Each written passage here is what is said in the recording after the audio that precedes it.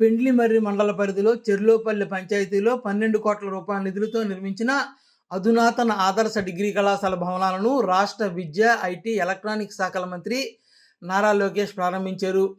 PM Usha పథకంలో భాగంగా యోగి వేమన యూనివర్సిటీకి సంబంధించి డిగ్రీ కళాశాల లోపల 20 కోట్ల రూపాయలతో నిర్మించనున్న ఆడిటోరియం, నూతన పరిపాలనా భవనానికి శంకుస్థాపన చేశారు. అనంతరం మంత్రి లోకేష్ BA ఎకనామిక్స్ ద్వితీయ సంవత్సరం తరగతిని పరిశీలించారు.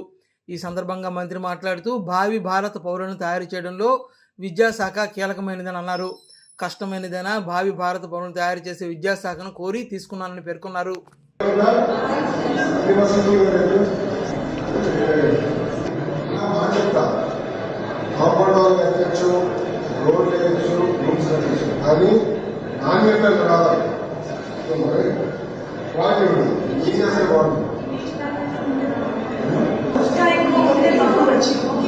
మాధ్యమం ఇంగ్లీష్లో చెప్తారా తెలుగులో